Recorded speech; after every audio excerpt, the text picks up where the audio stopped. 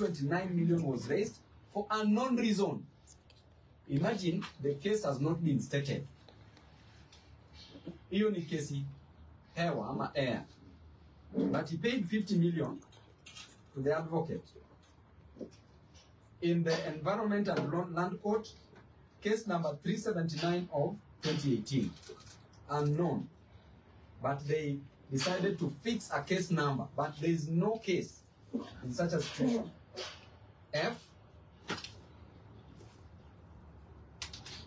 On 8th of May 2023, 70 million was paid to an advocate for defending the county in a matter where a fee note of 145 million was raised against the Kenya County, the county government's workers union.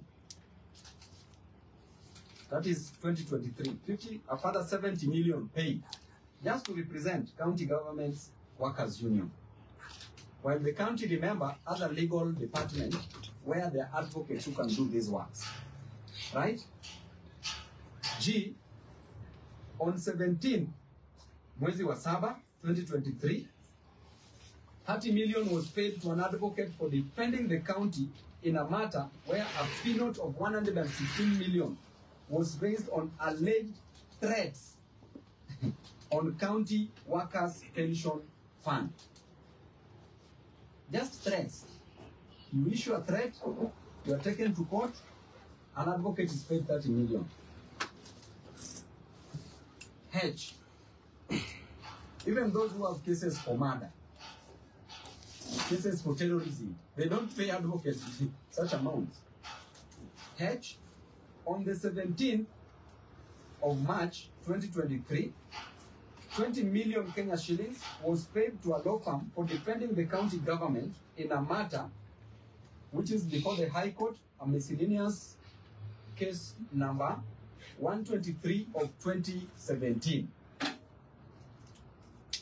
Then part C, which I've indicated as the last batch, it says number 1, a provider of security services to ECDE facilities who had been paid 42 million Kenya shillings for the months of April to August 2020, on 30th mwezi wa sita 2021 was paid again 16.8 million for the months July and August 2020 by Governor Sakaja, and was paid on the 13th March of 2023. So the amount of money that has been stolen there is 16.8 million Kenya shillings. That is found on page 25 of the report. Number 2, garbage collection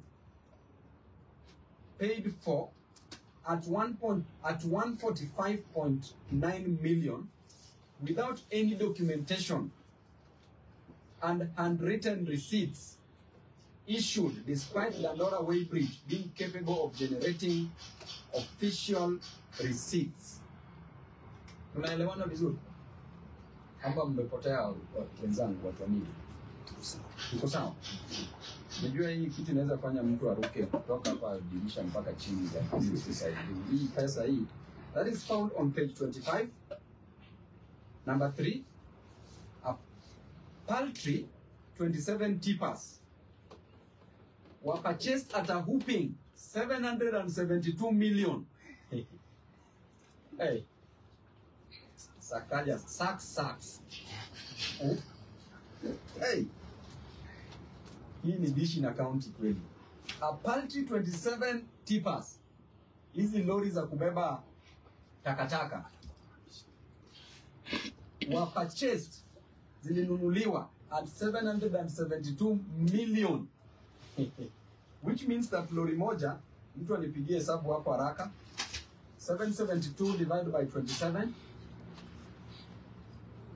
upate bei ya lori moja hapo haraka sana, is approximately 30 what million?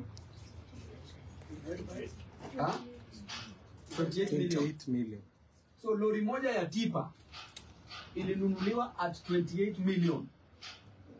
Hey, that is on page 26. Other notables: Governor Sakaja has refused to appoint critical staff. This is also in the report.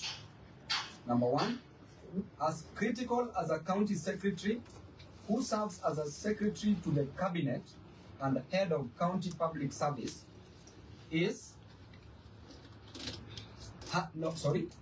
county public service has not been appointed a substantive office holder for 19 months.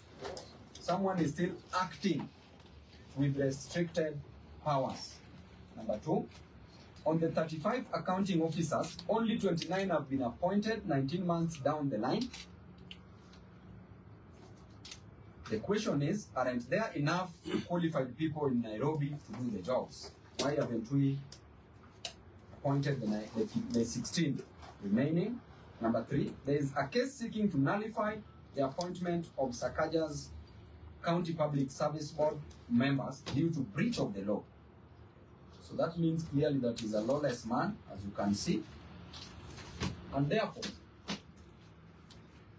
Sakaja's state of the county was merely diversory.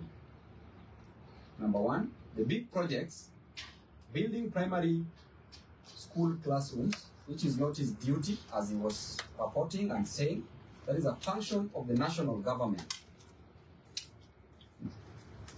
The big projects, building primary school classrooms, northern collector tunnel for water, waste to energy power facility, are not in the county government's budget, as he was saying that he will do them in this financial year. They are not in the budget.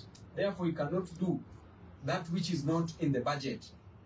Number 2, the county was running a budget of 42 billion with a development portion of 12 billion Kenya shillings.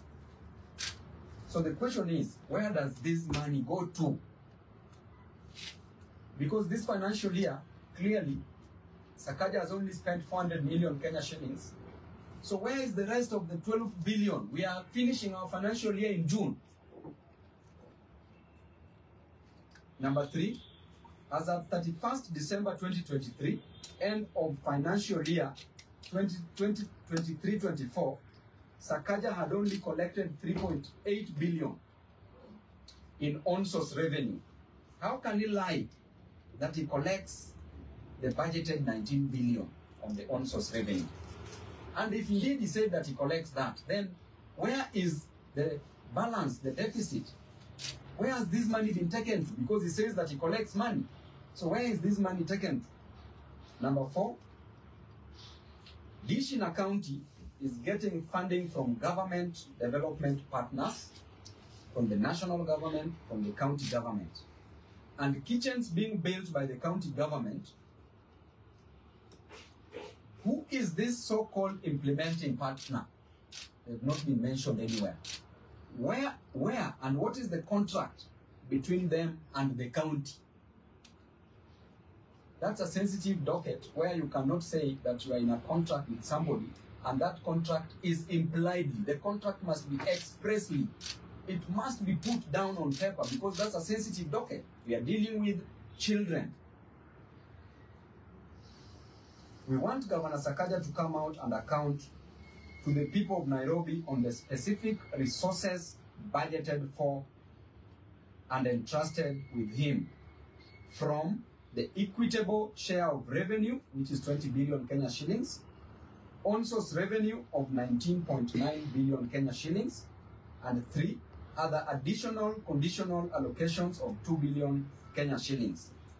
Whatever he chooses to do with other funds will be the subject of audit and accountability as and when those funds are available.